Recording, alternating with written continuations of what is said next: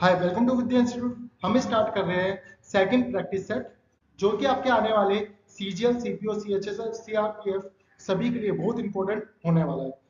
हर एक क्वेश्चन बहुत इंपॉर्टेंट है, तो स्टार्ट करते हैं इसी के साथ। फर्स्ट क्वेश्चन आपके सामने, देखो, सॉल्व करो। अच्छा, इससे पहले आपको कुछ छोटी छोटी चीजें पता होनी चाहिए, जैसे ए एक्स का square plus b x plus c equal to, आपको पता होना चाहिए alpha plus beta minus b upon में ए होता है, alpha into beta c upon में ए होता है।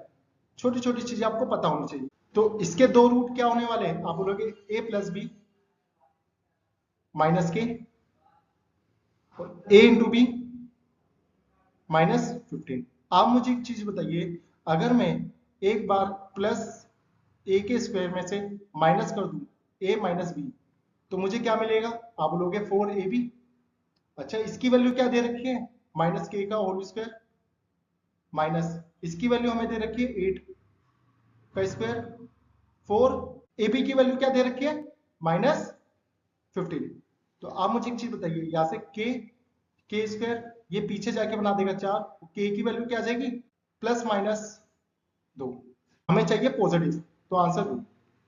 सिंपल था बिल्कुल। नेक्स्ट क्वेश्चन पे चलते हैं। क्वेश्चन आपके सामने, देखो और सोल्व करो। अच्छा, इसको मैं कैसे लिख सकता हूं, आप बोलोगे एक्स का square plus 0x minus √7 equal to 0, लिख सकते हो या नहीं। तो इसने बोला है दोनों रूट का प्रोडक्ट चाहिए, क्या होगा, दोनों रूट का मल्टीप्लीकेशन क्या रहने वाला है, आप बोलोगे सी अपॉन में ए। तो सी अपॉन में ए क्या रहेगा आपका, माइनस √7 अपॉन में 1। तो आंसर क्या आएगा, माइनस √7।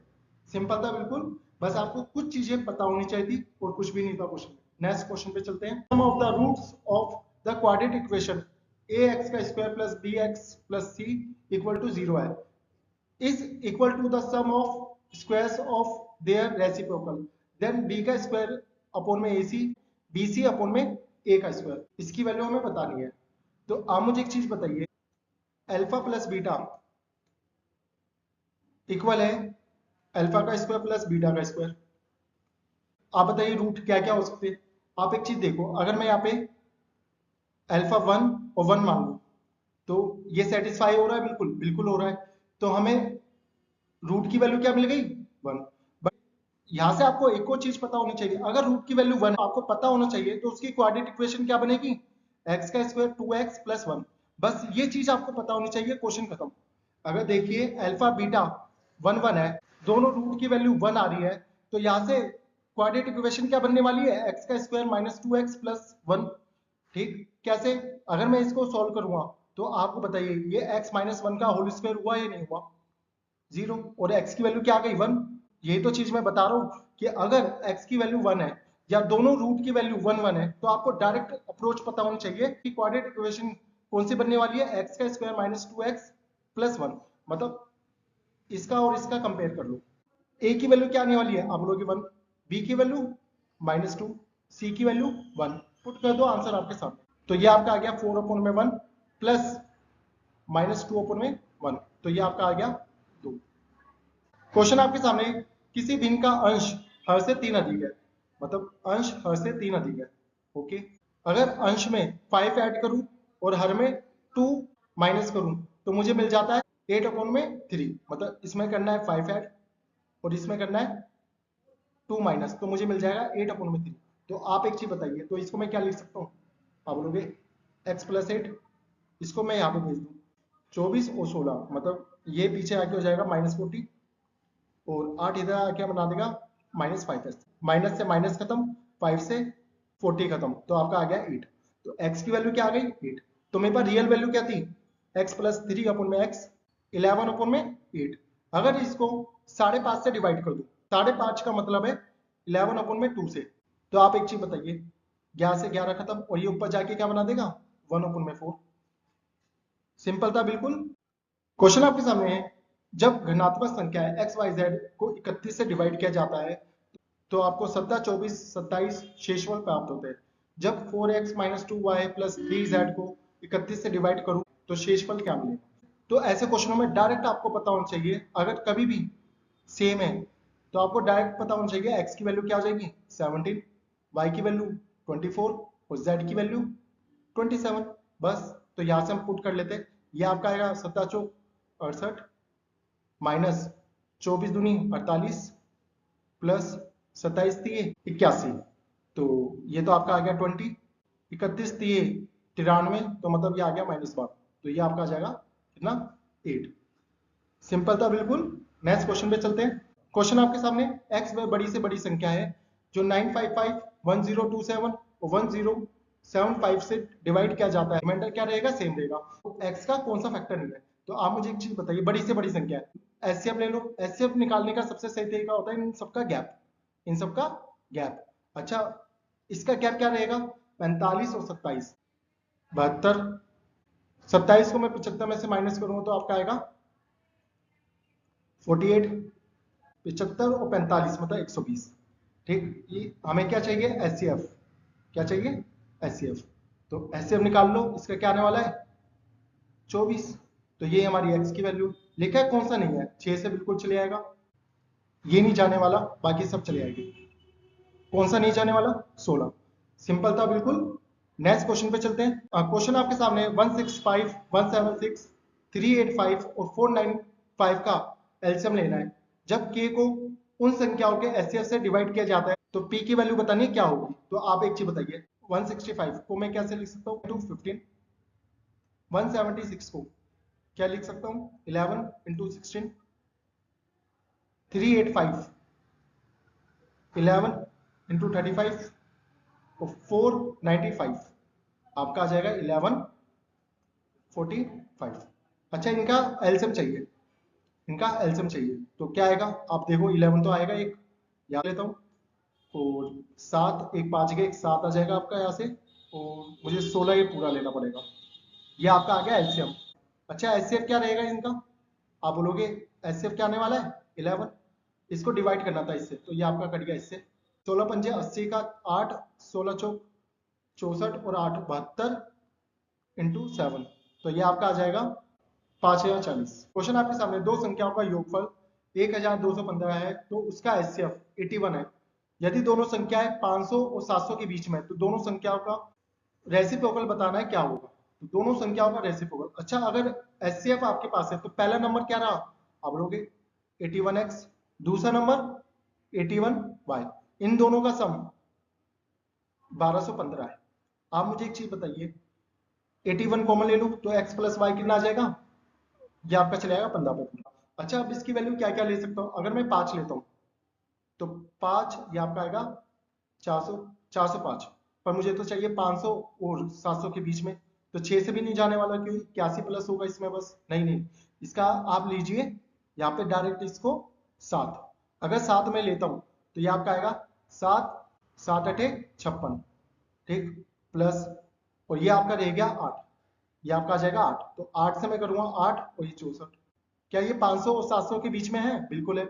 हमसे पूछा इनका रेसिप्रोकल का योग क्या रहेगा, तो 1/81x प्लस 1/81y का योगफल बताना है क्या रहेगा। 181 कॉमन ले लो, ये आपका आ जाएगा x प्लस वाई अपन में x इंटू वाई। इसकी वैल्यू क्या है हमारे पास, आप बोलोगे 15।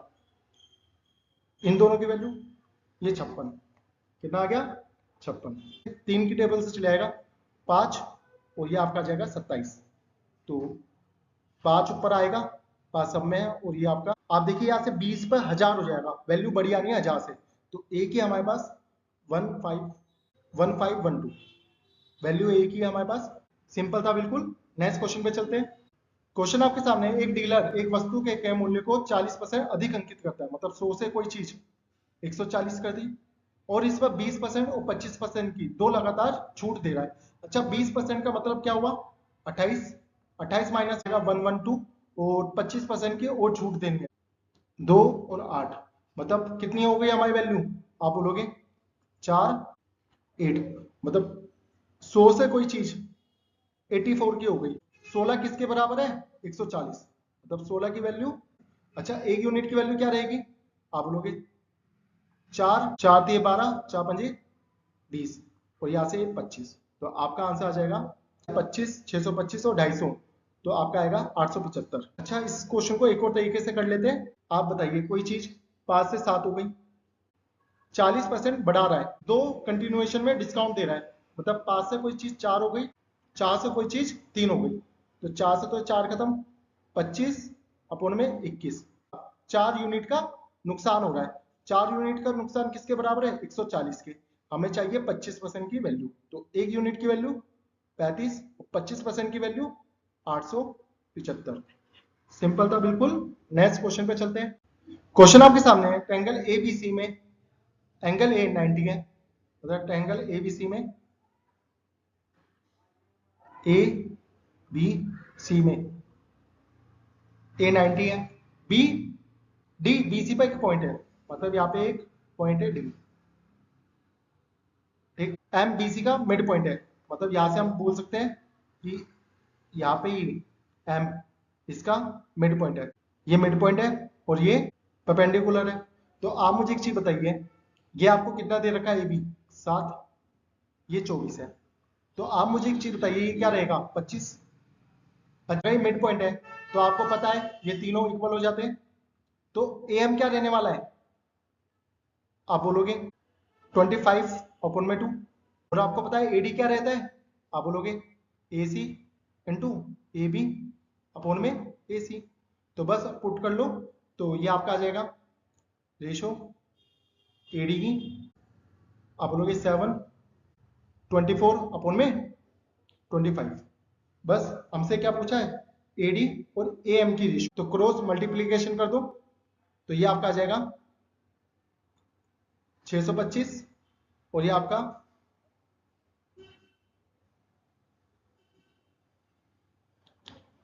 14 इंटू 24, तो आप देखिए एक 6 तो यहाँ पे आना है, और ये आपका आ जाएगा 336, तो आंसर आपके सामने एक ही है।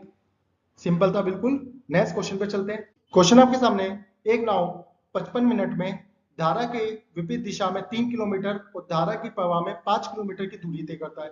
यदि 1 घंटे 25 मिनट में धारा के विपरीत दिशा में 4 किलोमीटर और धारा की प्रवाह में 9 किलोमीटर तय कर सकता है, धारा प्रवाह की दिशा में 43.2 किलोमीटर की दूरी कितने घंटे में तय करेगा? 3 kilometre upstream, 3 kilometre upstream और 5 kilometre downstream, 5 kilometre downstream, इन दोनों को तय करने में कितना लग रहा है? 55 minute. 4 kilometre up stream plus 9 kilometre down stream, इसको तय करने में कितना समय लग रहा है? आप लोग 60 और 25 85 मिनट, ठीक। और हमें निकालना है डाउन स्ट्रीम के साथ, मतलब 43.2 डी, इसकी वैल्यू चाहिए हमें। क्या करो, इन दोनों को इक्वल कर दो, 4 इंटू 3, तो यहां से ये 4 हो गया इंटू 3। तो आप मुझे एक चीज बताइए, और साइन चेंज कर दो, साइन भी चेंज करना पड़ेगा, तो इसका काम तो खत्म। तो 20 और 27 मतलब 70 इक्वल है, ये आपका आ जाएगा कितना? 110, 220, तो ये आपका आएगा 15 का 1, 24 1 27, इन दोनों को माइनस करूंगा तो आपका आएगा 35। डी की वैल्यू कितनी आ जाएगी हमारे पास? आप बोलोगे 5, तो 43.25 मिनट, इसको आवर में चेंज करो, तो ये आपका आ जाएगा कितना? 12, 12 36 और 12 6 72, 3.6। सिंपल था बिल्कुल। तो 6 अंकों की दो संख्या दे रखी है, 11 और 72 से डिवाइड करना है, 5x माइनस 2y की वैल्यू बतानी क्या होगी। तो आप एक चीज बताइए, 4 में से 2 गए 2, 6 में से 5 गया 1, और 3 में से x गया, मतलब आपको पता है इन सब का सम कितना होना चाहिए? 0 या 11। अच्छा 11 हो नहीं सकता, माइनस में आ जाएगा, तो हमें यहाँ से वैल्यू क्या मिल गई? x की, आप बोलोगे 6, x की वैल्यू क्या मिल गई? 6। अच्छा इसके बाद यहाँ पे आ जाओ, आपको पता है 72 से डिवाइड करने के लिए 8 और 9 चाहिए, हमें y का मान चाहिए, तो ये आपका आएगा 7, मतलब 72, और ये आपका आ जाएगा 6 इसके पास जाएगा, मतलब ये आपकी 8 पुट कर दो, y की वैल्यू कितनी आ गई? 8, दोनों वैल्यू आ चुकी है, पुट कर देते, 6 पंजे 30 माइनस 16, कितना आ जाएगा? 14। आंसर आपके सामने, सिंपल था बिल्कुल। नेक्स्ट क्वेश्चन पे चलते हैं। क्वेश्चन आपके सामने है, ए प्लस बी एक साथ काम करते हुए डी दिनों में काम पूरा कर सकते हैं। एक ही काम को पूरा करने के लिए ए को 8 प्लस डी दिन लगते हैं, जबकि बी को 18 प्लस डी दिन लगते हैं। यदि ए 4 दिन के लिए काम करता है तो शेष कार्य बी कितने दिन में पूरा करेगा? थोड़ा सा कॉन्सेप्ट आपको पता होना चाहिए। जैसे ए प्लस बी किसी काम को x दिन में करते हैं और a किसी काम को x प्लस a दिन में कर रहा है और b उसी काम को x प्लस b दिन में कर रहा है। तो आपको पता होना चाहिए ऐसे टाइप के क्वेश्चनों में x की वैल्यू क्या होती है, रूट ए बी। ये आपको छोटी सी रिवीजन है जो आपको पता होनी चाहिए। x की वैल्यू यहां से क्या आने वाली है, आप बोलोगे रूट 8 इंटू 18 मतलब 144, मतलब ये आएगी आपकी 12। एक किसी काम को यहाँ पे 12 पुट करूंगा तो एक किसी काम को 20 दिन में कर सकता है, यहाँ पे 12 पुट करूंगा तो बी किसी काम को 30 दिन में कर सकता है। टोटल वर्क कितना आ गया हमारे पास, आप बोलोगे 60। ये आपका 3 और ये 2। एक किसी काम को 4 दिन तक करता है, मतलब 4 दिन में कितनी यूनिट तैयार हो जाएगी, आप बोलोगे 12। बची कितनी 48। और बी इस काम को अकेले कितने दिन में कर देगा, 24 डेज में। सिंपल था बिल्कुल। अच्छा, ट्रिग्नोमेट्री का क्वेश्चन है, देखो सोल्व करो। एंगल आप 45 पुट कर दो, देखते हैं आ रहा है नहीं आ रहा। आप बताइए, यहाँ से 45 पुट करूंगा तो ये तो आ जाएगा आपका 1, ये आपका आ गया 1/2। 45 नीचे आ जाएगा 4, तो ये तो आ गया आपका 1/2 और 4 मतलब 1/8। इसमें नहीं आने वाला, ये आपका 8 आएगा। इसमें नहीं आने वाला, ये भी नहीं आने वाला। एक है हमारे पास, ये आपका आ जाएगा 1/√2 6, तो आपका आ जाएगा 1/8। सिंपल था बिल्कुल। नेक्स्ट क्वेश्चन पे चलते हैं। तो क्वेश्चन आपके सामने, एक समूह में कई व्यक्तियों की औसत आयु 35 वर्ष थी जो सही औसत से 2.5 अधिक थी, मतलब सही औसत से अगर टी में या टोटल है उससे 25 अधिक थी। अच्छा, 29 और 22 को 38.5 और 40 के रूप में पढ़ लिया गया, जो कि गलत था। 29 से कितना अधिक पढ़ा गया 9, और 22 से कितना अधिक पढ़ा गया, आप बोलोगे 18। कितना अधिक, अच्छा ये अधिक पढ़ा गया है। ओवरऑल कितना अधिक पढ़ा गया है 27, कितना 27.5। तो पॉइंट से पॉइंट खत्म, 25 से कम 25, 25 से कम 25, तो टोटल संख्या कितनी आ गई हमारे पास 25। सिंपल था बिल्कुल। नेक्स्ट क्वेश्चन पे चलते हैं। क्वेश्चन आपके सामने लिखा हुआ है एक्स और वाई की मासिक वेतन 5:4 के अनुपात में, मतलब एक्स और वाई।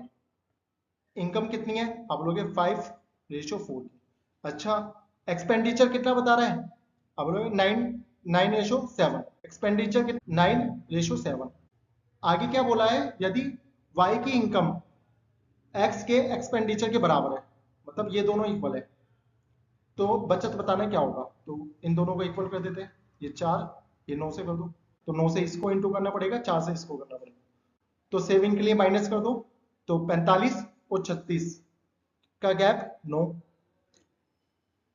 36 और 28 का गैप 8, 9:8 कहाँ पे, ये सिंपल था बिल्कुल, एक ही था ऑप्शन।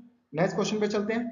क्वेश्चन आपके सामने, ए और बी समान दिन समान समय पर x से y और y से x तक चलना शुरू करते हैं। एक दूसरे को पार करने में ए और बी को अपने गंतव्य स्थान पर पहुंचने के लिए 4/9 और 9 आवर लगते हैं। अगर ए की स्पीड 33 किलोमीटर पर आवर है, तो ऐसे टाइप के क्वेश्चनों में हम क्या कर सकते हैं, आपको एक छोटा सा कॉन्सेप्ट पता होना चाहिए। x1/x2 इक्वल होता है √T2/T1। ठीक है, छोटा सा कॉन्सेप्ट आपको पता होना चाहिए, क्वेश्चन बस इसी में खत्म हो जाएगा और कुछ भी नहीं था। ए की चाल कितनी है 33, बी की चाल हमें निकालनी है।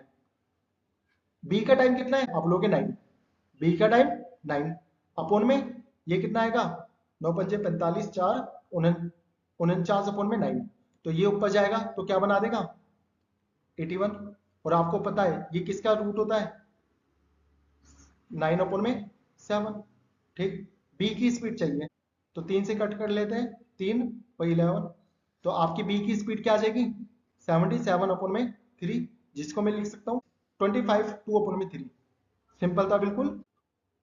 क्वेश्चन आपके सामने, देखो सोल्व करो। ए बी सी एक आयत है, बी सी बिंदु पी पर स्थित है। ओके, बी सी 24 है, डीपी 10 है, ये 10 है, सी डी 15 है, और ये 5 होगा, और ये 5 है तो ये 15 होगा। ए क्यू की लंबाई, मतलब इस डायगोनल की लंबाई बतानी क्या होगी। आप मुझे एक चीज बताओ, क्यू सी और क्यू बी की रेशियो क्या रहेगी, आप बोलोगे जो इसकी रेशियो है 1 और 3, वही इस पूरे की रेशियो होगी 1 और 3। अगर ये पूरी 3 है, ये 1 है, तो इतने पार्ट की रेशियो क्या रही, आप लोग 2 की वैल्यू 24 है, तो 3 की वैल्यू 36 बी क्यू कितना आ गया 36। ये आपके पास कितना था 15।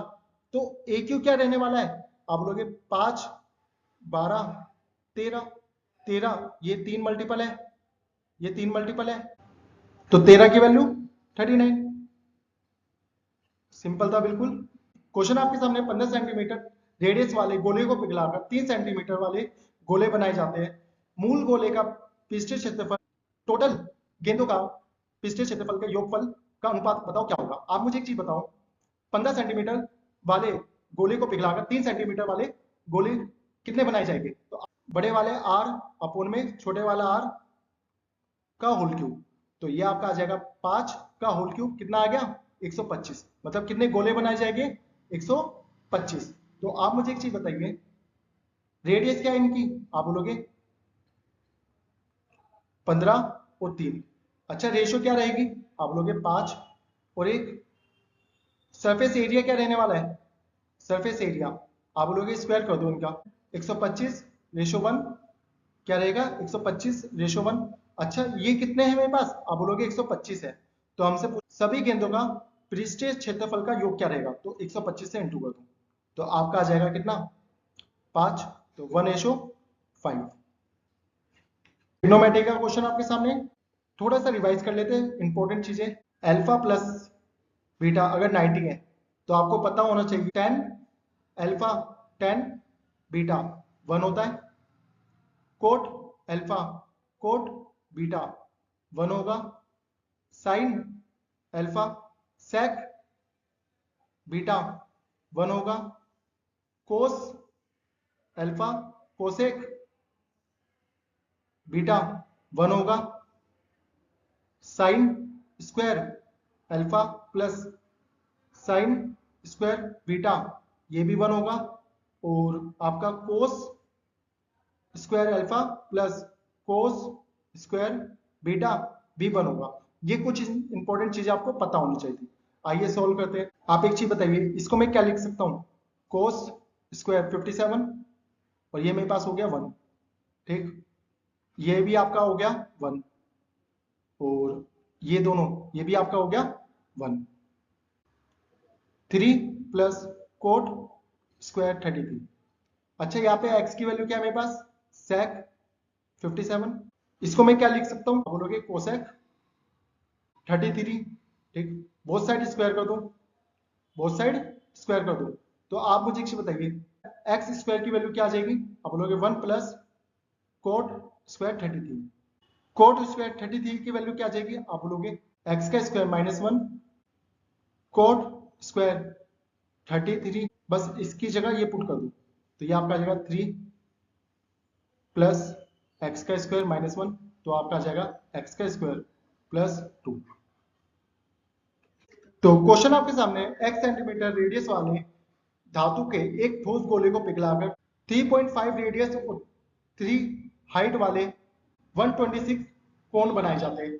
इसमें कोई भी सामग्री वेस्ट नहीं हुई, तो x की वैल्यू बतानी क्या होगी, तो आप मुझे एक चीज बताइए 4/3 पाई x का क्यूब, इसको काटकर 1/3 पाई, रेडियस यहां से क्या आ जाएगी 49/4, और 3 सेंटीमीटर ऊंचाई वाले 126 कोण बनाए जा रहे हैं, तो हमें बतानी है x की वैल्यू क्या होगी। बस खत्म क्वेश्चन, यहां से कट कर लेते हैं, ये आपका इससे ये खत्म, 3 से ये 3 खत्म, और x क्यूब की वैल्यू क्या आ जाएगी, आप बोलोगे 63 इंटू 49 इंटू 3 अपोन में 8, तो यहां से मैं अगर इसके फैक्टर निकालू 7 और 9, 9 इसके साथ जाके 3 का क्यूब बनाएगा, 7 इसके साथ जाके 7 का क्यूब बनाएगा, और नीचे 2 का क्यूब है, तो यह x की वैल्यू आ जाएगी आपकी 7 इंटू 3 अपन में 2, तो आपके आगे 21/2, और कितनी आ गई 10/5। तो थैंक यू सो मच। बताइए कैसे लगे क्वेश्चन, अगर आपको अच्छे लग रहे हैं और मेरा पढ़ाया हुआ समझ में आ रहा है, कमेंट करके मुझे बताइए, लाइक कर दीजिए, सब्सक्राइब कर दीजिए, ताकि मैं ऐसे ही आपके लिए अच्छी अच्छी वीडियोस लाता रहूं। थैंक यू सो मच, मिलते हैं नेक्स्ट वीडियो में।